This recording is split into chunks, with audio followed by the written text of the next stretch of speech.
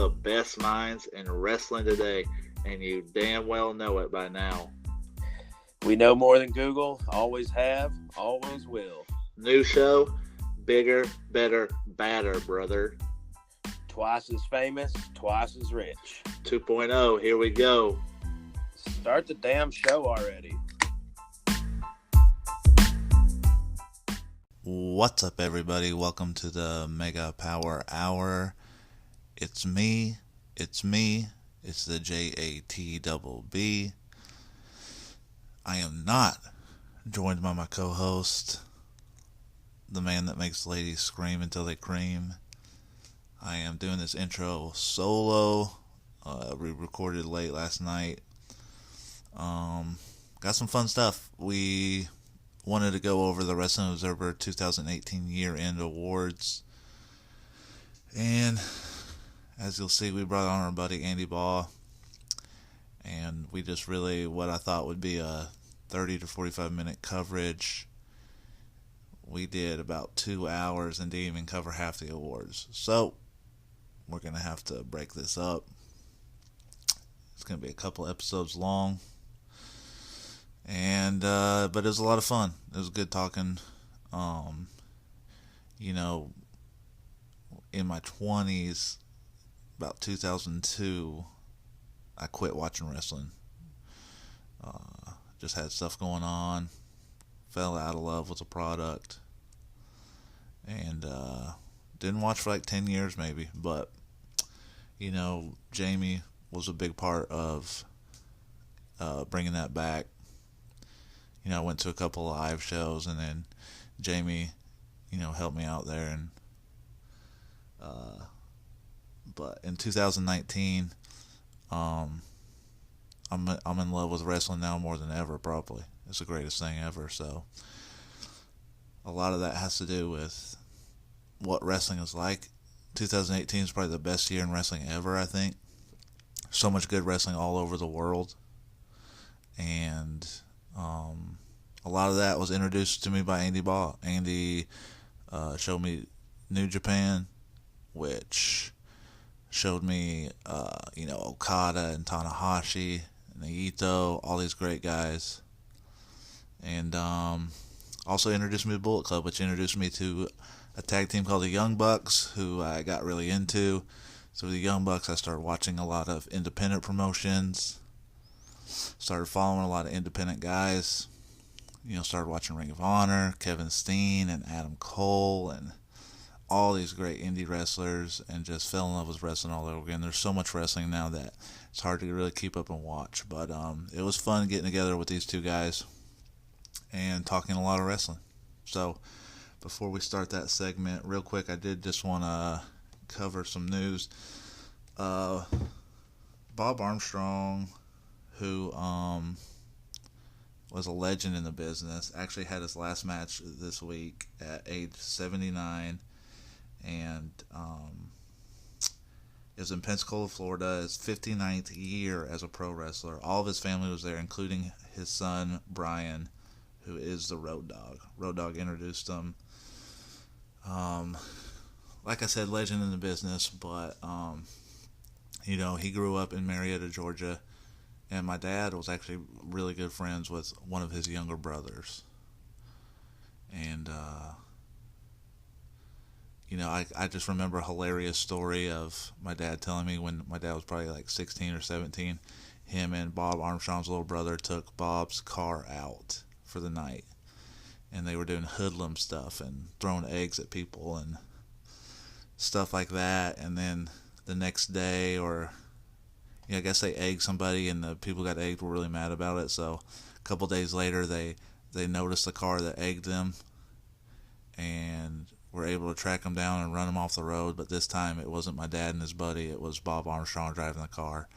And I guess Bob Armstrong broke 2 of their arms. So he was a bad dude in real life.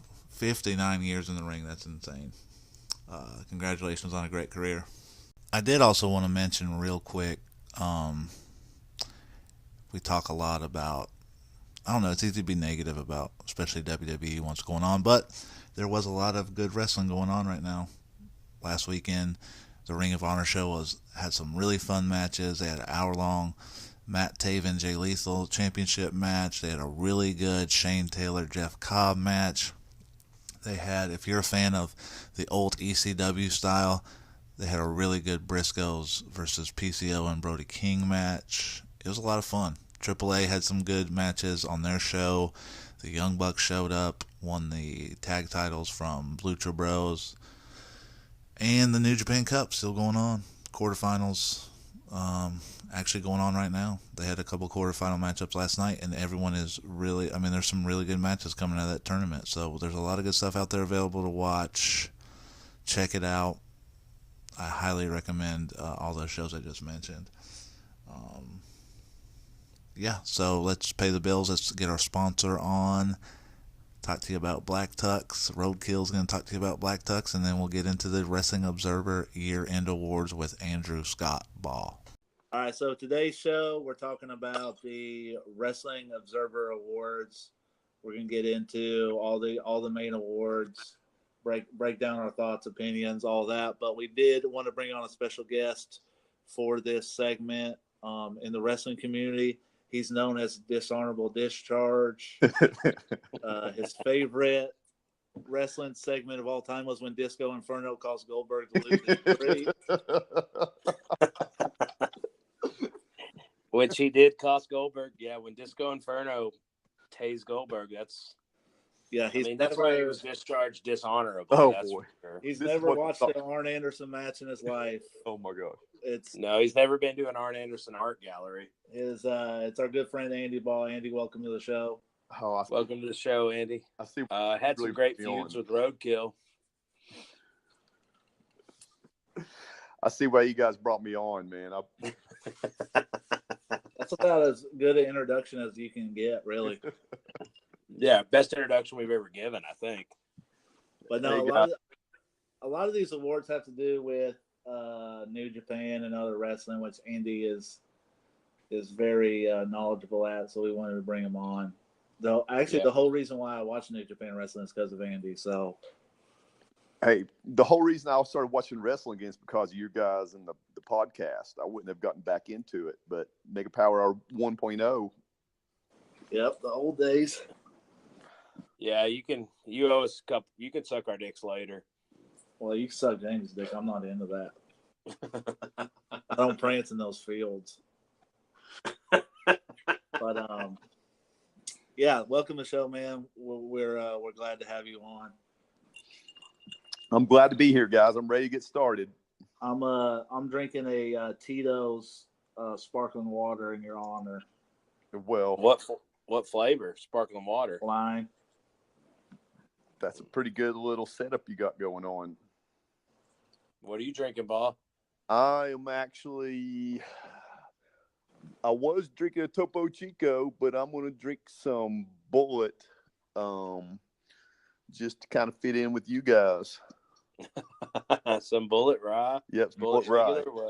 Yeah, all right. Get you a little old-fashioned going.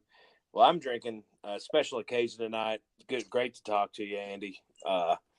Always a pleasure chatting with you and being around. So I'm drinking Old Pulteney. It's a Scotch from the Highlands that is aged on sea breeze and salt water, and it's only $100 a bottle. So it's not that big a deal. No big deal. So Jamie's drinking a bottle of whiskey from the show Highlander. Yeah, which is actually, I have a Highlander hat and a Highlander 100th episode shirt. Where the fuck do you get a Highlander hat from? I bought it off a kid at the bar. This kid walked up to the bar. He had no idea what it was. He found it at a thrift store because he thought it was Highlander the Smoke Shop, and it was Highlander. I was like, dude, you like the show? I started talking about Highlander. He had no idea what I was doing. I was like, you talking about? He had no idea what it was, and I was like, all right, dude, you got to here's $20. Give me that fucking hat. I need to wear it, not you. And he was like, and I was like, all right, fuck it. Here's $20. That girl that you're with, I'll buy you guys a couple drinks to make you fucking look cool in front of her so you can take her home and fuck her. And he was like, dude, I'm down. So I gave him $20, and then I bought him a couple rounds of drinks. He acted like he knew me as a bartender. Who's taking that kind of advice from you? I put him over. I put that guy over. He went home and got his willy wet, and then I got a Highlander hat. My God, these kids in Denver.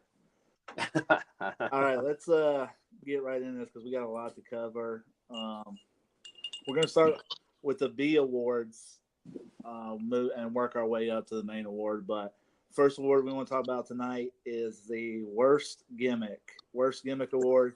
Previous winners include Sister Abigail, Stardust, Aces and Eights, Hornswoggle, Mike Awesome is that 70s guy. I love Mike Awesome as that 70s guy. Fake Razor and Fake Diesel, Master, Gobbledygooker, just a who's who of terrible gimmicks. Nash has been on here multiple times. Yeah, Nash had a lot of terrible gimmicks. How many times was Super Puff on there? Don't say him. He was second place every single year. Oh, damn. Yeah. 10 second place finishes for Super Puff. Can't even win worst gimmick. Wow. But this year goes to Constable Corbin. He blew everyone else out of the water. Drake Maverick pissing himself, but that's not really a gimmick. Got second, and Lucha House Party got third. But Constable Corbin blew everyone out of the water. Ball, what's your thoughts on that? I mean, with Corbin, I can't stand Corbin. But the thing is I didn't watch any WWE this year. So it's hard for me to really say if it's the worst gimmick of the year. But I would have to agree it's pretty bad. Drake. Yeah, it was fucking terrible. He went from being the lone wolf, like this dude with long hair, this like Native American looking like badass dude, to shaving his head and being like corporate constable guy. I fucking hate Baron Corbin. Yeah, I mean, so I think everybody on Earth hates Baron Corbin, including his mother and himself. Yeah, he's average. He's just an average guy, but turning him into the constable, I don't know whose idea that was, but it was bad. But it's I kind of feel bad for him because he's put in that spot. Like, you know, what can he do? He didn't really. I mean, he didn't make it better, but he didn't make it worse. Yeah. So I feel bad for him that he got in the spot. Drake Maverick pissing himself isn't a gimmick. I don't buy that. So you wouldn't even include that? No. Why is he not Rockstar Spud? I mean, I just have a hard time. I mean, everybody keeps their name. Why can't he just be Rockstar Spud? Yeah, because Rockstar Spud was awesome. I agree. Yeah, Rockstar Spud was incredible. Now his gimmick's like just watching draws. I mean, I agree. I agree that he was like that pissing segment was stupid. I saw it, but like I don't think that's not a gimmick really. I know Lucha House Party people hate that because those guys are way more talented than that gimmick. Yeah. Nia Jax, I agree with 100%. She's terrible. But they're using the gimmick. She's terrible, and that's the gimmick. She breaks people's faces on accident. Yeah, she punched a girl in the face and broke her open on accident. So she fucked up, and then they used it as a gimmick, which is as somebody who hurts it. That's WWE for you, but I will. It's awful. Did it get? I mean, women are did popular. She get heat for that? Marvel. I don't think she got heat because they used it on the show. They liked it. Okay. Yeah. Interesting. Before we move on, Joey Ryan got 7th, and the Elite got 10th in this category, which I always thought is 2 over gimmicks, but they made the list here. Any wrestling show I've been to, the Elite is the hottest thing there, so I don't know where that came from unless like Joe Cole was voting. Well, there would be some Joe Cole's voting, but Nicholas would have got 11th technically. Yeah, and that was a terrible. By the way, that was a terrible gimmick. But was that? I don't even know if that was last year. Was it? It would have been Mania of last year, so that would have been 2018, right? Yeah, I'm looking at these honorable mentions. Yeah, we were there. Dean Ambrose probably should have won. They've handled him terribly over the last. Yeah. No, his gimmick has been absolute. His gimmick's been awful for 2 years. Yeah, Elias is on here. I mean, Elias is awesome. The gimmick's awesome. I love Elias. They overdo it. Yeah. But anything that's good, they Have overdo. him lose. It would be nice if they would. With Elias, they should give him real heat. Like, he should fuck people up and win his match. Like, don't let him get squashed. Give him that gimmick and then let him win some matches and get some steam. Then he gets a real heat. And I actually think he's a good wrestler. So I do too. they blow it by squashing him. You know, they make him like the funny gimmick, and everybody knows. Everybody's just waiting to be like, oh, who's going to come out and kick his ass this time? It's like, he should fucking get real heat and cheat and fuck these people up and win. Yeah. But he doesn't. He gets squashed every single time, and everybody laughs. And he's a comic relief. Yeah. All right, we got to move on. Oh, well, I guess we should. So what are you guys' votes for worst gimmick? Corbin won, but what would you guys have voted? I actually would not have voted for any of these. Mine was the Vinny Marcellia. I guess it's the name from the Kingdom. I hate him. Oh, yeah. He carries an axe. You don't like when those red balloons come up? Oh, and the balloons that come up, I can't take it. So that's the worst for me. Also, like Evil in New Japan carries a Sith around that looks like a Halloween costume from Walmart. But I like him as a wrestler, but the gimmick's terrible. I agree. Evil's costume is awful. If I were to choose, honestly, to me, the New Day has the worst gimmick in wrestling. I fucking hate them. Because you're Every time racist? they do what? Because you're racist? Yeah, it's definitely because I'm racist. It's the most overplayed gimmick in all of wrestling in the last 2 years. No, they are getting really old. Yeah, it's just so old, and like, I don't care about unicorns and pancakes. And every time they show up, it's like, fuck, here goes fit. I might as well. Do I take a piss and get beer during New Day or during the women's match? Like, how do you compete with that? That's a hard choice to make. I would love to see them break up and give Big E a singles push. Big E needs a singles titles push. Let Kofi do his thing, and then I don't know what other dude form porno with Paige. I don't know. Film that shit. Yeah, I think they're headed in that direction. Bring back Greg Maddox's nephew, Brad Maddox. Yeah, bring back Brad Maddox. I'm down. All right, my vote is Dean Ambrose. They fucked him up bad, but he's leaving. So, best gimmick. Previous winners. The New Day, Broken Matt Hardy, CM Punk Straight Edge, Mattitude. So Matt Hardy's on here twice. Mattitude, huh? Stone Cold won a couple of years. Undertaker won like 8 years in a row. $1 Million Man, Steiner Varsity Club is on here. There's some good ones. God, Varsity Club was incredible. Didn't mention Liger. Yeah, Liger's on here. Yeah, Ball is legit mad right there. Yeah, he was. I'm good. But this year's winner is Velveteen Dream. He got 225 votes, barely beating Becky Lynch with 217. Everyone else was way down there. Daniel Bryan, PCO, Tommaso Ciampa. So Velveteen Dream is your winner. Ball, what do you think? I mean, I had Velveteen Dream as number 3. So, and Becky Lynch is more 2019. I mean, she's if they don't make her go cold, then 2019 could be her year. I mean, you're not watching Raw. It's too late. She's already gone cold. Okay, you're right. So, and that's my concern. But I mean, she does deserve consideration. I'm a huge PCO fan. I mean, the guy has changed. I mean, it's just crazy what he's done this year. And the he's not human thing, the different feats he does. I'm a big PCO fan. I agree. Jamie. Yeah, he is great. Gimmick of the year, I don't know. It's hard. I like a lot of stuff. I mean, obviously, I'm just going to vote for Undertaker every single year, but he's not wrestling this year.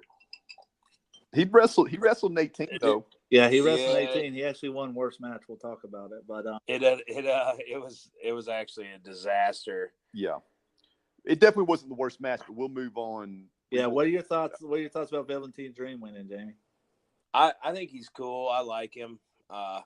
He's fun to watch. He's always entertaining. I'm all right with that.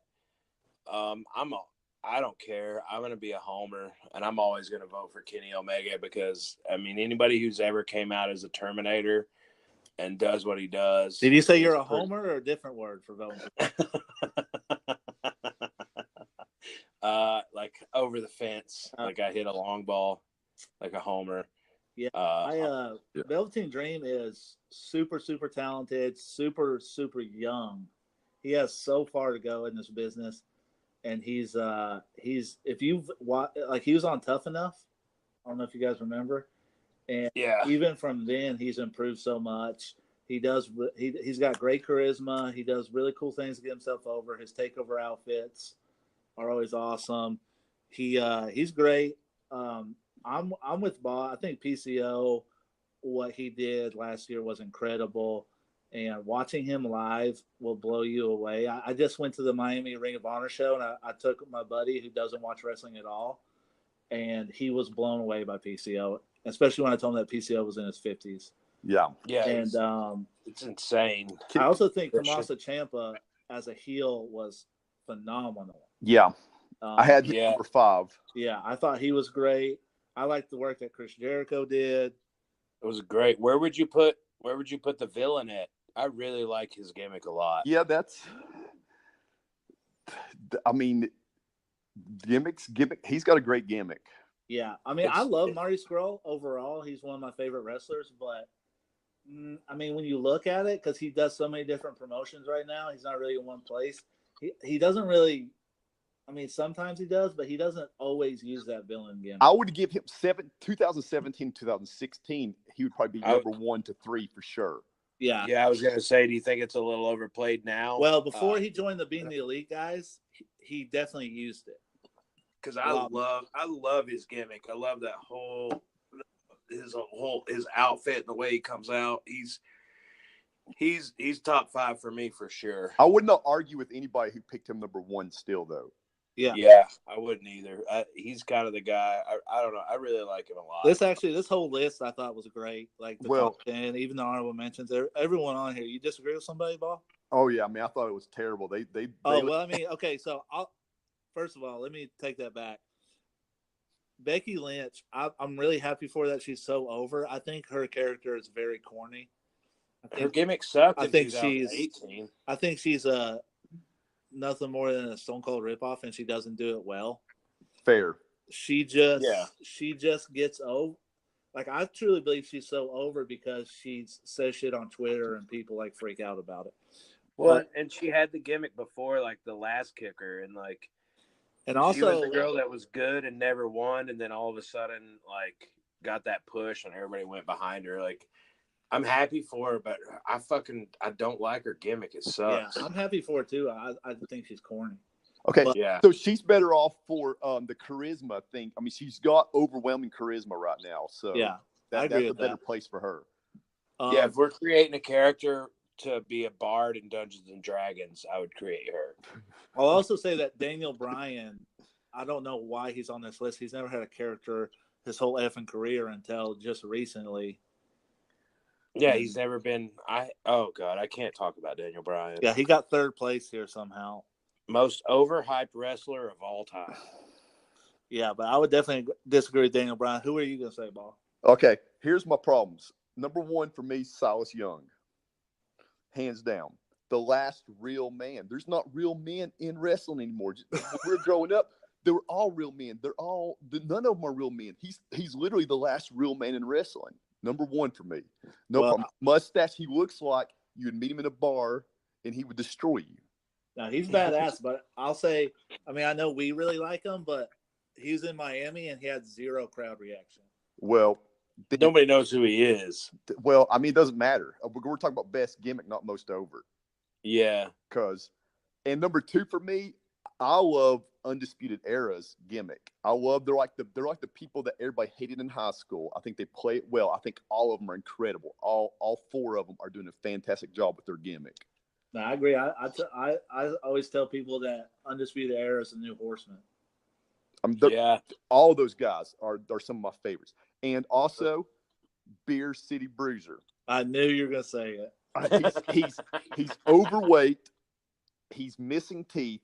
And his gimmick, when they say he's from the bar, he just came from the bar. So he carries a keg and he walks out of the bar. He doesn't even use the entrance ramp. He just walks out of the bar area to the ring. That's a badass gimmick. Baugh loves Beer City Bruiser. And Yeah, I I wanted like to Beer say, City Bruiser. Nick Gage was really in prison.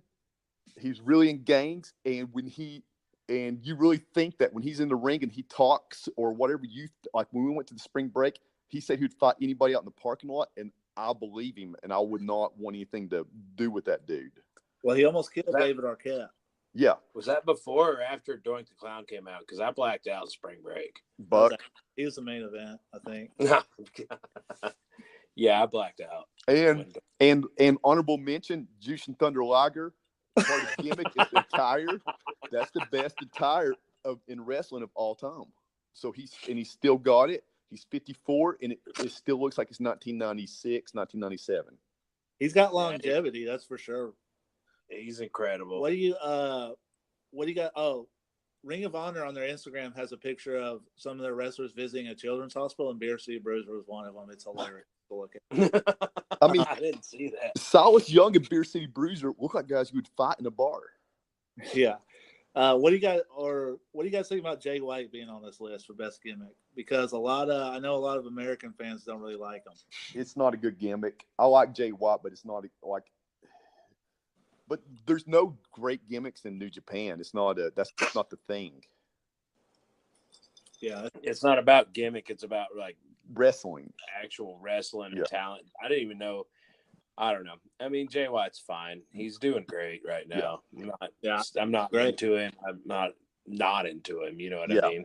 Okay, so next we have Promoter of the Year. Previous winners: Dana White has won a shit ton. Vince McMahon's won. Baba's won. There's really not a lot of possibilities for this award, but this year the award goes to Takaki Kadani, who runs the New Japan. Second place, and actually he just barely beat out Paul Lezavec, who is Triple H, obviously, and then Cody and the Young Bucks are up there as well. No one else competes. Hey, wait, number 4. I just want to clarify. Number 4, Harold Mage. That is part of New Japan. He's the guy. He's the he's the guy that's ruining New Japan. You could there's this. I mean, there's the American expansion's going bad. So 2019, these stories might be different than 2018. Agreed. Yeah. But so New Japan Promoter of the Year, Triple H second, Cody and the Young Bucks, who only ran one show, or third. Baugh, your thoughts? Now, honestly, when I look at this, like I listen to Meltzer, the Promoter Year. When I pick this, it's who expanded their business and popularity or financial growth. I can't put anybody but Vince McMahon number 1. I don't even like Vince McMahon. I'm not a WWE fan, but Saudi Arabia and Fox, there's just the financial gain that they made without booking and without wrestling even mattering. I mean, I can't. He's number 1 to me. I just don't see how you can argue it. It's almost like it's almost like you can't even consider a wrestling promotion anymore. Yeah, I mean, I can't disagree with you. Like, Promoter of the Year, your job is to promote your company and make as much money possible and as much leeway and headway as possible to, it's like you said, expand your business. If we're going straight up, like, actual promoter for promotion, I mean, Vince McMahon made more money for his company last year than anyone else. I love New Japan and I love NXT, and I love the fact that, Triple H, Paul Levesque, it's Levesque, Buck Levesque. Expert. Expert in French last names. Who knows if that's even French, but it probably is. He did a great job with NXT, and it might be the most popular promotion. I don't know. It might be the most popular. We'll get to stuff. But NXT is awesome. I love New Japan. I can't disagree with you on Vince McMahon. He's ranked 7th on here, which is like Dana White is above him. I don't even know what happens. And there's so many UFC fights. I don't even know what happens. So I can't. I follow UFC, but some people would say that UFC is on a real downhill. So they've been on the real downhill. Dana White being up here, but if you're going off of expansion and making money, they got the ESPN deal, and they had, the Conor Khabib fight was huge. So if you're going based off that, like how you guys are saying Vince McMahon, that Dana White does belong on here. I just don't consider. I consider this wrestling. So like, I don't even consider MMA. I just think they're separate. I can't. So yeah, Observer. So we're going off the Observer Awards, and if anyone's wondering why we're doing Observer Awards, it's because in a lot of people, well, in my opinion, and a lot of people's opinions, they kind of have the best. I guess the best. It's fan voted, and people who subscribe to Observer, I feel like, kind of watch everything and. Yeah. Not our experts, but are the best well-rounded people to vote for stuff like this. And a lot like how the Observer Hall of Fame is like a real Hall of Fame you could recognize. Yeah. But anyways, so, I mean, I see what you guys are saying with Vince, and that makes a lot of sense. They did make a ton of money. But to be fair to New Japan, now New Japan's not ever going to make the kind of money Vince does, but they did a lot to expand their brand in 2018. I think by 25%. Yeah, financial growth. They're trying to expand the U.S., which they're kind of fucking it up, but that's opinion, obviously. And so, I mean, this is really based off of what everyone's favorite promotion is. Yeah. But I mean, yeah, when you talk about promoters.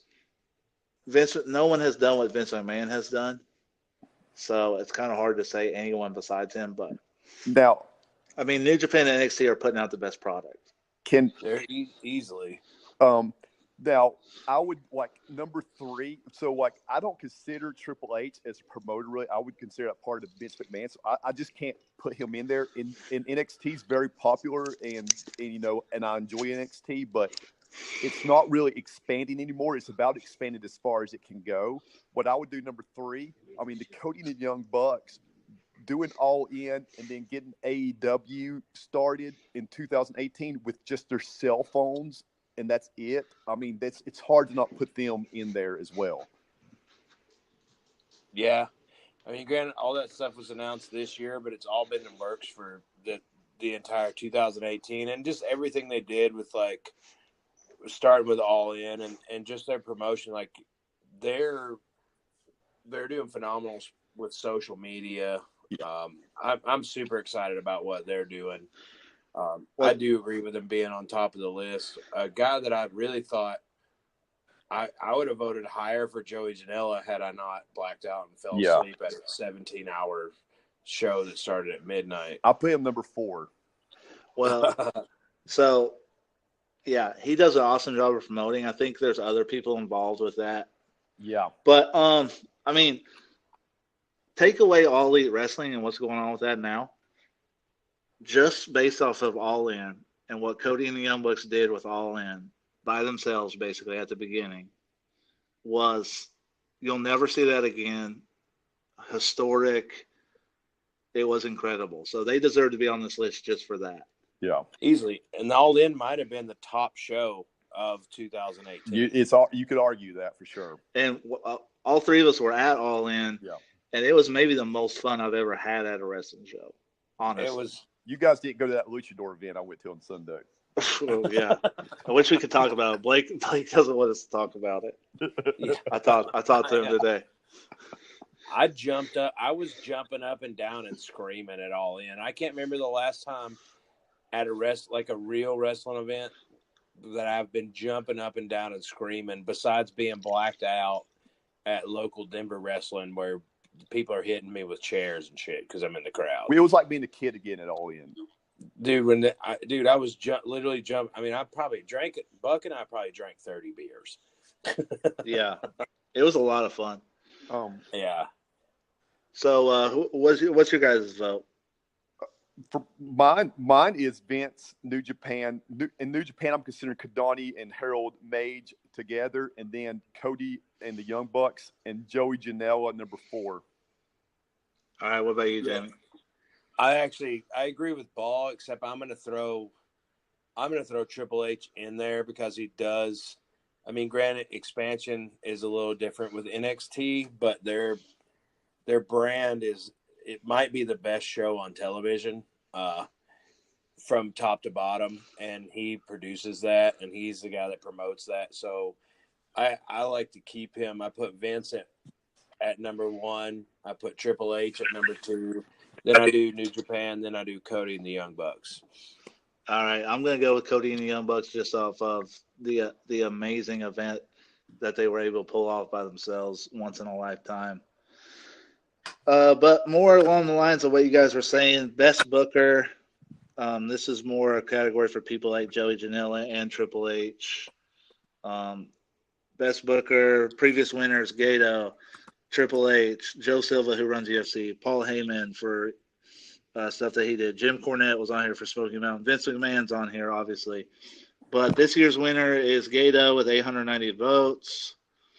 Triple H got second with only 222. So blown out of the water, I think. I mean, I definitely agree with this. But, Ball, what are your thoughts? Gato, Gato deserves 1 through 10, in my opinion. I mean, because New Japan's growth, like when you're going back to promoters, Kadani and Mage, I contribute Gato more to that because New Japan lives and dies by booking. That's how they make their financial, like that's where their financial growth has came. Is people have, I mean, that's how they've done so well in the U.S. and that's how they've done so well in Japan. And New Japan before Gato took over was about to go under, and he has turned into the second biggest promotion in the world. So and it's just every year they gain 25% financial growth. It's definitely Gato for me, and then I would go with Triple H's booking. Triple H is kind of old school with his booking. I'm a big fan of him. I'd go number 2 with him, and then I would go number 3 with Janela, because we just go look at Janela. He booked Nick Gage versus David Arquette, which got a lot of buzz. Nobody ever would have thought about it. He booked Matt Riddle versus James Ellsworth. He booked PCO versus Walter, Nick Gage versus Pentagon Jr. He also brought Marco Stunt out of nowhere, and then he did PCO versus Matt Riddle. I mean, those are just matches nobody even thinks of that he comes up with. Yeah, obviously, New Japan, it's not even close. I mean, he books, how far in advance does he book? 6 months? 2 years. 2 years in advance. In a notebook. So everything is 2 years. That's how, precise this shit is. And he sticks to it. 2 years advance in some composition notebook. He's probably the best booker on the planet. He's smart. I agree with him being number 1. Everything he's done has been success. I like Triple H being I love the way he books. I love the gimmicks in NXT. I love the way they book the feuds. It is a little old school. You get a touch of the 80s, touch of the 90s, and touch of what's now. With the booking in that, I like him at number 2. I'm Cody and the Young Bucks number 3, just for booking that event, just for booking All In was phenomenal. And Joey Ryan, having all that storylines, everybody's storylines through everybody's company tie into all this stuff was awesome. And then Joey Janela, the fact that he got Doink the Clown, and I'm best friends with Dan Severn. He got Dan Severn, but Joey Janela is that guy that kind of turns coal into diamonds, if that makes sense. Yep. Like you were saying, he can take some crazy weird shit and make it a party. I mean, that's his thing. Make it a party, make it fun, and everybody's going to get crazy. And who knows what the fuck's going to happen? Invisible Man is going to win the Rumble and then die. You just never know what the fuck can happen. I mean, he put over an Invisible Man, so he's incredible. Yeah. So I agree with everything you guys are saying. New Japan, by far the best booking. You look at just what the Tanahashi storyline, lasted the whole year, where he had a terrible first half of the year. He was losing matches. Everyone was talking about how he's washed up, and then he's able to persevere through all that, fight his way up to Wrestle Kingdom with the Kenny Omega. They build this whole story about how he's old school and he hates what Kenny Omega does. And they even have that during the match to the point where he has to try to do new school moves to try to defeat Omega. So like go against everything. He's like everything they do there is so like you unless you're paying like you have to pay attention to notice this stuff. That's how good the storyline is. You can't be on your cell phone. If you're on right. There's no reason to watch New Japan if you're going to be on your cell phone. Like you have to be paying attention to see how good they book these shows. But how mad was Baugh right there about cell phones? But yeah, so he's awesome. NXT, the way they do everything is perfect in my opinion for American wrestling. Like their show is perfect. That's how you should do wrestling. A 1 hour show with great characters that pay off at big events, and their takeovers are always phenomenal. Yep. And then what you guys said about Janela, I agree with as well. Like he does fun shit. This year's spring break, he's doing Rock and Roll Express versus LAX. I mean, who the fuck thinks to book a match like that? Yeah, it's awesome. So I agree. I think we're all in agreement. Yeah, I was wondering if we were. I was worried about Mania because we're in Rock and Roll Express. I didn't know if we needed to be there or not for that match.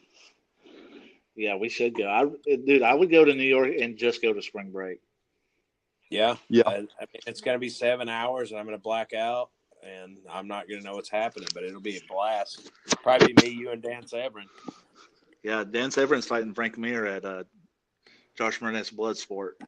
Yeah, which is hilarious. Yeah, in a wrestling match. All right, so our next award, worst promotion. Previous winners, TNA every year since like 2007.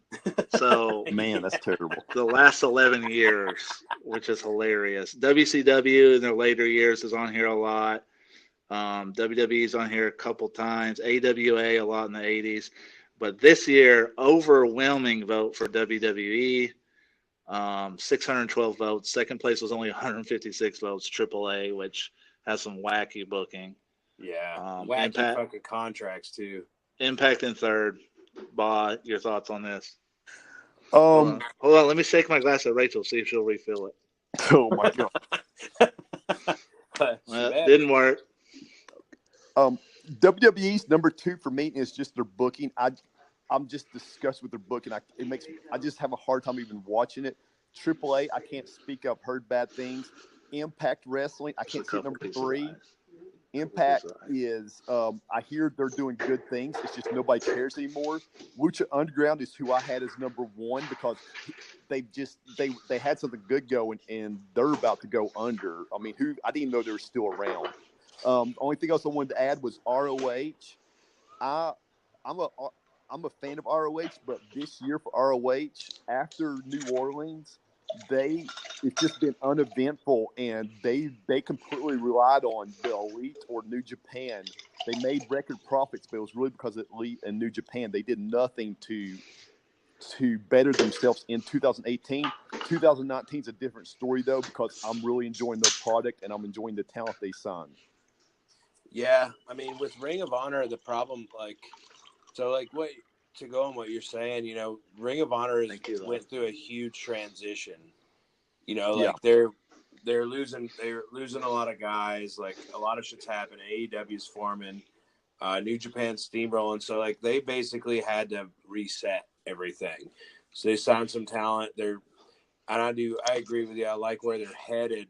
They didn't really do much. They kind of rode some coattails and had to deal with some weird booking in 2018. But as far as worst promotion of the year, it's not even close. Like WWE, the shit that they do, it makes no fucking sense. It's literally like the people from Days of Our Lives are writing the shit, and it's not it's not even. There's no wrestling anymore. Like if they, I don't know.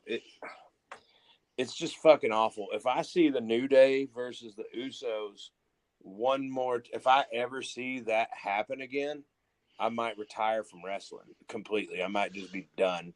So fucking terrible. And, Impact actually is doing some cool stuff. I just hung out with their Knockouts champion. She's killing it. Like, Impact is getting better, but nobody cares because it's Impact. And yeah. It's kind of weird. And a lot of shit's happening. But, yeah, Lucha Underground is pretty much dead.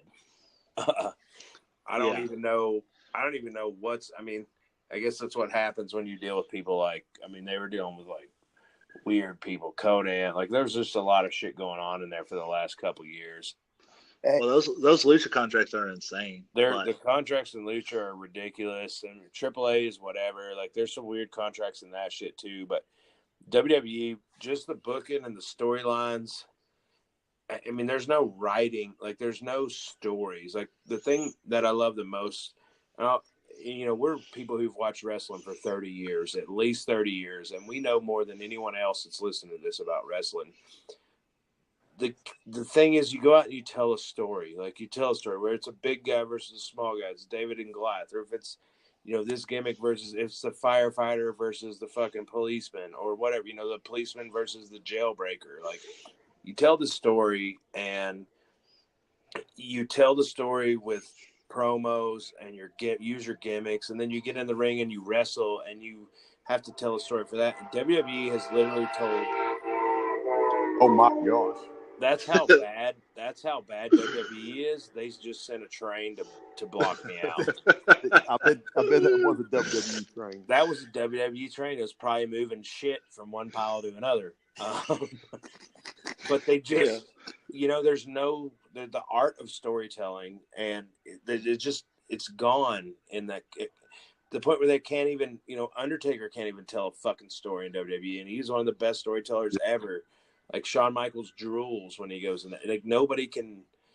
It's so fucking awful. I don't know. I mean, it's really bad. They didn't have one good show all year, and it's really hard to watch. It's really hard to watch anything they do. It's unbearable. Lucha is poorly run, but WWE, I would vote for WWE as well. And Impact is a sad situation because, like you guys said, like they have a lot of talent and they have some really cool matches. And LAX is phenomenal. They're great. They do some really great stuff, but just nobody can watch it. So, and if you're trying, you can't even find it. Yeah, it's impossible. It's on a channel that only they're on a hunting channel now. Yeah, and I think their debut episode on that channel only had like 12,000 viewers or something. Did you say a hunting channel? Yeah. So what? Nobody watches it because everybody's out hunting, or it comes on at like 10 o'clock on a hunting channel or something. I don't know, but it had 12,000 viewers. To put in perspective, like when Raw sucks, they have 2.1 million people watching. But Impact had 1 million viewers at one point. It did, and I actually really liked Impact for quite a while. I mean, they're doing some cool stuff right now, and Don Callis is a smart dude, and Jimmy Jacobs is writing for him, and they have some good things going on, but they need a TV. There's somebody who needs a TV deal, or give up on TV completely and just do it on Twitch and just promote that. I don't know, but just do like Ring of Honor and do what they do. Or they got Lance Storm now, right? Like it's Callis. Who's buddies with Storm? Yeah, that's what I thought. Yeah, Storm is trying out actually this weekend. Yeah, he's trying out. That's a huge. We talked about that. Just a huge fucking ad for those guys. Have you heard about the DVR saga? No. Oh! I heard Meltzer talk about it last week. If you want to watch it and you have the channel and you DVR it, you have to DVR it 4 times because it breaks up in 30-minute segments. So you have to do 4 separate DVRs if you want to watch the whole thing. Yeah, so what the fuck is that? So if you DVR, you set your DVR, I want to record Impact Wrestling. It's only record the first 30 minutes. You have to DVR Impact Wrestling and then the 3 shows after Impact. Because the station doesn't even know that the show is 2 hours. I mean, it's terrible. That's like fucking a dead fish. No, their TV situation right now is legit embarrassing. It's bad. Yeah. ROH, you guys talked about ROH. They totally relied on the Elite way too much, and it got really bad. I thought with the Elite gone, they're either gonna, it's a sink or swim situation. See what they're made of. I think they brought in a lot of cool guys, and it's looking up for them right now. Their anniversary show last week I thought was awesome. Fun show. Yeah, it's a fun show to watch. So I think ROH will be okay. They're always going to be okay. But the thing about ROH is they don't really want to they're not. I don't think they're ever going to kind of grow to anything bigger than what they are. They're just kind of. No, Yeah. they're just Which doing is their fine. thing. Yeah, it's fine. All right, we got to move on here. We're going to go with worst feud of the year. Previous winners are probably going to be hilarious. Oh, Randy Orton versus Bray Wyatt. Nikki Yeah. Bella versus Brie Bella. Yeah. Shane McMahon versus Kane is on here, which is hilarious. Hogan versus Warrior in 1999. That storyline was hilarious. Yeah, I ran down the docks barefooted when Yeah. Warrior came out. Hogan versus Dungeon of Doom from 96. Flair versus Junkyard Dog 91. Don't even remember that. Hogan versus Slaughter 92. Oh, Ultimate Warrior versus Papa Shango won in 93. That was hilarious. Yeah. When Papa Shango made him vomit everywhere. Undertaker versus Giant Gonzalez was god awful. But this year, the winner in a landslide was Sasha Banks versus Bayley, 433 votes. Second place, Sami Zayn, Bobby Lashley only got 92 votes. Ball, what do you think? Well, I did not watch WWE this year. My only thoughts are when I looked at the top 10, 9 of the top 10 worst feuds of the year were WWE, which is hilarious. And the only thing I got to say the only one I would vote for is AJ Styles versus Shinsuke Nakamura.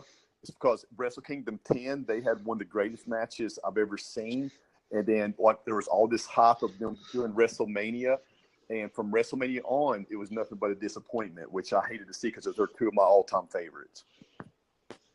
Yeah, it was. You're right. It was tough watching those dudes. Like the WWE dropped the ball on booking them. They could have had an old school feud that lasted for a whole year. Those dudes could have fucking fought for a whole year, and it would have been great. And they blew it. I mean, Sasha Banks versus Bayley. Sasha Banks fell off the map. Bayley to belly sucks. Best friends with Bayley, hung out with her at Mania and Dallas, but Bayley to belly sucks. What is Sami Zayn versus Bobby Lashley? When was that? Why is anybody even talking about Bobby Lashley? That was when Bobby Lashley first came back and he was a face, and Zayn was doing his thing with Owens, where like Zayn was a terrible heel. Yeah, he was so bad. I remember that. It didn't make any sense. I mean, Sasha Banks versus Bayley is like the WWE fucked their feud up. There's nothing those girls. This is kind of like Corbin. Like, there's nothing those girls could have done about it. Like, they tried to set up this feud and then like only use them on TV parts. Like, it was so fucking weird how they did that whole thing. And then all of a sudden they were best friends again and they won the tag team titles. But I agree 100% with Ball. AJ Styles versus Nakamura, which should have been like one of the greatest WrestleMania matches of all time. They fucked that up so bad. The build was terrible. They acted like they didn't even care that match was happening, and then everything after WrestleMania was even worse. And all they did was have Nakamura give people low blows. Like a year ago, he was one of the best wrestlers in the world, and now he's just giving people low blows. Now he's cheating to win. Like, oh my god, it was so bad, dude. They could have wrestled at Mania, went a whole year with a feud, and then had a blow off at the next Mania, a straight year feud, and it would have been phenomenal if they booked it right. And really, if you look at the list, I'm not gonna lie, Undertaker and Kane versus Michaels and Triple H. That's like watching the movie K-Pax with fucking the guy who rapes. What's his name? Is this a movie you wrote? Kevin Spacey, K-Pax, with all the fucking old retards wearing sunglasses in the old person's home. You don't remember that shit? Never seen it, but it was so bad. It was just watching. It was literally like watching 20 people just drool on themselves and fall down. Well, I'm glad you brought that up. We'll just go ahead and go right into worst match of the year. Let's see. Previous winners, Bray Wyatt versus Randy Orton. Man, people really hated that. Yeah, they did. Yeah. Gosh, that made me stop watching WWE. John Cena versus John Laurinaitis was on here. What? John Cena versus John Laurinaitis. Undertaker and Kane versus Chronic goes on here. Pat Patterson versus Gerald Briscoe in an evening gown match is on here. Goddamn, I loved Chronic. Yeah, Chronic was badass. But this year's winner, Undertaker and Kane versus Shawn Michaels and Triple H, Saudi Arabia, blew everyone else out of the water. Reigns versus Lesnar on here. no one was close to that Saudi Arabia match though. That 4 legends that were just embarrassed by having to do this match. Baugh. All right. So again, like with worst feuds of the year, worst matches of the year, when you look at this, these are all WWE. I didn't really watch WWE, and when I did, I only watched matches that were considered good. Now, with the Undertaker, Kane, Michaels, Triple H thing, I know it was bad, but like just hearing Meltzer say it wasn't the worst match of the year. It was a bad match, but there's probably a 1,000 worst matches there. It's just in a key spot. And the gifts for this were terrible, though. I can tell you that. And so this is the one that stands out to me. The other thing I want to say is Reigns versus Lesnar. That wasn't a bad match. That was the crowd that in WWE that ruined that match. Yeah, we were at that wrestling. Well, me and Jamie were at that WrestleMania, and that was the worst crowd I've ever been around in my life. God awful. I'd During rather that wait match. in line than Dallas. I'd rather wait in line in Dallas. Yeah, during that match, I was so mad at the crowd, I couldn't even watch the match because I was just focused on how ridiculous the crowd was acting, and it was really embarrassing. But that's a WWE show now. It was so bad. So waiting in line in Dallas was like when you're standing outside of Auschwitz about to be fucking drove in the fences, when they open the fences up with all the barbed wire, you're about to be drove in. That's what waiting in line in Dallas was like. And I'd rather do that than deal with the crowd in New Orleans. So fucking bad. But that Undertaker and Kane versus Michaels, like, I don't know what happens in Saudi Arabia except for they're just pretty much bad at everything. They chop off hands, and women don't matter, and they dry. I don't know. Oil's the thing. I don't really know. They use up a lot of cloth. There's a lot of cloth usage in Saudi Arabia. But Yeah, the I fact think that that's they what just everyone's booked mad a match about. if you put this match in 1998, this match fucking sells out anywhere. Yeah, anywhere. So that obviously they haven't watched wrestling in 25 years. Well, they were wanting. I know. I would hear stuff like when they signed that Saudi Arabia deal, they were asking for people like Andre the Giant to who's dead. Yeah, it's been dead for 2/3 of my life. Yeah, they haven't watched the Saudi Arabia guys who wanted the show haven't watched in like 20 years. No, they asked for Ultimate Warrior. They asked for crazy people. Yeah, so I mean, I agree with what Bob said. Like, I don't think that was the worst match, but the fact that those guys like had that many botches and messed up so bad, it was obviously on a bigger stage. And you're talking about like, especially with like Undertaker and Shawn Michaels and Triple H in a way, like hardcore, like legends, like top of the line, best wrestlers of all time. And they had like 6 botches that are like gifts now or memes or whatever the fuck you call them. And making fun of them. Yeah, so that's kind of why that probably won when there was worse matches out there. But I mean, any Carmella match is going to be terrible. Asuka and Carmella is on here twice for 2 different matches. Yes. And Asuka is awesome. Fucking sucks. Yeah. But I mean, it's sad, but I don't know. Yeah. So I have a question for you. Can I ask a question to you guys? Yeah. Yeah, I'll allow it. In 1993, I just want to know if this was the reason why this was bad. In 1993, it was the 4 Doinks, Bushwhackers, Men on a Mission versus Bam Bam Bigelow, Head Shrinkers, and Bastion Booger. That got worst match. Is it because Bastion Booger didn't show up? No, Bastion Booger, I believe, showed up for this match. How hilarious. That had to be Survivor Series, right? I don't know what the fuck it was. It was. Why did Bushwhackers and Men on a Mission dress up as Doink? They were the 4 Doinks. They just Men on a Mission because the 4 Doinks got him. And it was before Mabel turned on Mo, which actually Mabel turning on Mo is what taught me as a child, like as a young child, what heel turn was. Like 11, 12 years old, watching Men on a Mission versus Smoking Guns. When Men on a Mission raised their hands, Smoking Guns, and clotheslined them afterwards, I'm like, oh my God, they're just bad guys now. Bad guys are good guys can be bad guys. Of all the great angles in the history of wrestling, Mabel turning on Mo is what changed your life. No, Mabel clotheslining Billy Gunn from the Smoking Guns. They raised the Smoking Guns, beat them for the titles, and they raised their hands and then turned around and clotheslined them. And it was like, it blew my mind. It was like the first time I've always watched wrestling and saw like bad guys, good guys, people turn each way. But that was the first time I was like, fuck, they're bad guys now. Like, what? Fuck. All right. Well, moving on.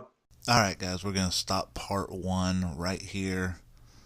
I hope you enjoyed what you heard. We have a lot more to cover, a lot more awards.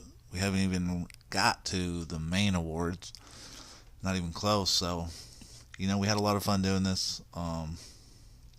We get together, we can talk wrestling for hours and hours and hours and hours. So, yeah, hopefully you guys like this, and we're going to bring part 2 and part 3 later on, obviously. And hope you enjoyed it. Before we sign off, I did want to just real quick talk about a little WWE news and notes. AJ Styles has re-signed with WWE.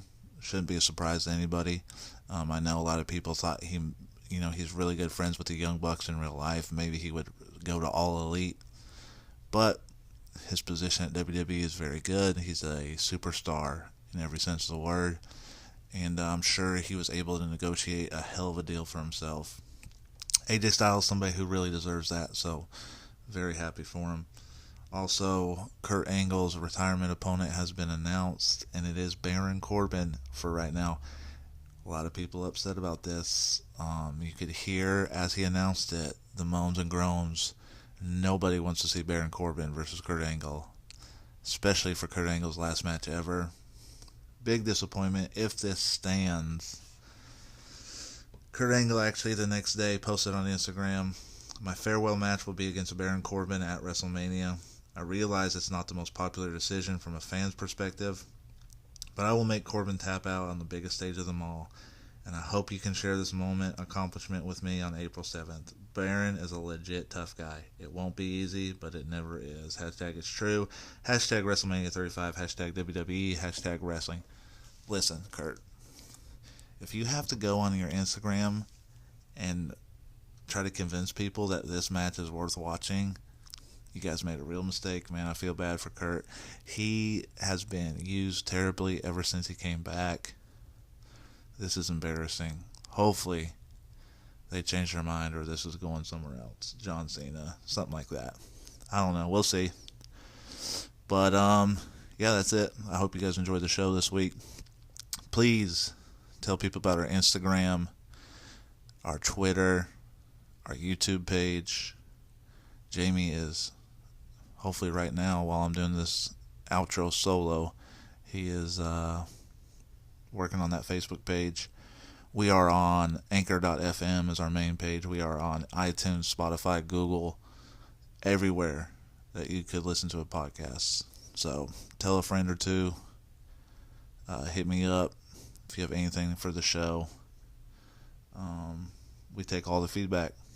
I mean, you guys talk about audio issues almost every week. We do what we can. So, hope you enjoyed the show. See you guys next week. The podcast you just heard was made using Anchor. Ever thought about making your own podcast? Anchor makes it really easy for anyone to get started. It's a one-stop shop for recording, hosting, and distributing podcasts. Best of all, it's 100% free.